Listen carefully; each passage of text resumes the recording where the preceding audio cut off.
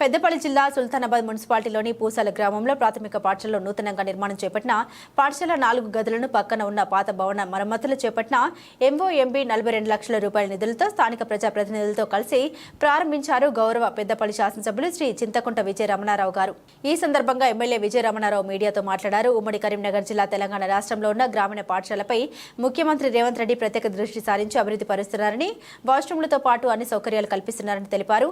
తెలంగాణ రాష్ట్రంలో ముఖ్యమంత్రి రేవంత్ రెడ్డి పదవి బాధ్యతలు చేపట్టి 200 రోజులు అవుతుందని, 100 రోజులు ఎన్నికల కోడ్ అమల్లో ఉండగా 100 రోజుల పాలనలో 35,000 ఉద్యోగ నియామక పత్రాలు అందించిన ఘనత ముఖ్యమంత్రిదే అన్నారు. 11,000 డీఎస్పీ ఉద్యోగాల నియామకాలను జారీ చేశారని, అభివృద్ధిని చూసి జీర్ణించుకోలేని కేటీఆర్, హరీష్ రావులు కృత్రిమ ఉద్యమాన్ని సృష్టించి విద్యార్థులను రెచ్చగొడుతున్నారని అన్నారు. రానున్న రోజుల్లో పెద్దపల్లి నియోజకవర్గాన్ని అభివృద్ధి పరిచే విషయంలో కట్టుబడి ఉన్నామని, పత్తిపాక రిజర్వాయర్ నిర్మాణం చేపడతామని, 5 సంవత్సరాల కాలంలో పెద్దపల్లిని అభివృద్ధి పరుస్తూ బైపాస్ రోడ్డు ఏర్పాటు చేసి సుల్తానాబాద్ అభివృద్ధి పథంలోకి తీసుకెళ్లేందుకు కృషి చేస్తామని పేర్కొన్నారు. ఈ సందర్భంగా ఎమ్మెల్యేను ఘనంగా సన్మానించారు.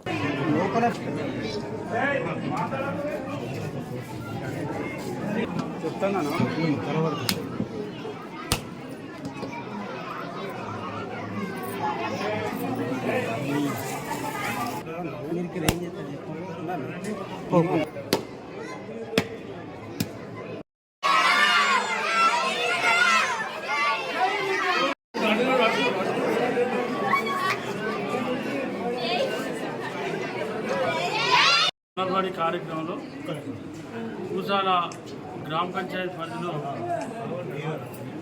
ఈరోజు స్కూల్ భవనానికి ప్రారంభోత్సవం చేసుకోవడం జరిగింది. దాదాపు 42 లక్షలతో మరి 4 రూమ్ల నిర్మాణం, పక్కనే మరి పాత షెడ్ ఉంటే దాని రెనోవేషన్, మరి ఇవన్నీ కూడా చేసుకోవడం జరిగింది. మరి ఏదైతే రేవంత్ రెడ్డి గారు ముఖ్యమంత్రి అయిన తర్వాత గ్రామీణ ప్రభుత్వ స్కూళ్ళ మీద ఒక ప్రత్యేకమైనటువంటి దృష్టి పెట్టి ఉమ్మడి కరీంనగర్ జిల్లా కానీ తెలంగాణ రాష్ట్ర వ్యాప్తంగా ఉన్నటువంటి అన్ని స్కూళ్ళల్లో మినిమం టాయిలెట్స్, డోర్స్, కిటికీలు లేకుంటుండి కొంత అస్తవ్యస్తంగా ఉన్న స్కూల్ అంతటా కూడా అన్నిటి కూడా రెనోవేషన్ కార్యక్రమాన్ని గత 3 నెలల కిందనే 3-4 నెలల కింద ప్రారంభించడం జరిగింది. దాంతోపాటు కొత్తగా 10,000 మంది డిఎస్సి 11,000 డిఎస్సి పోస్టులను పిలవడం జరిగింది.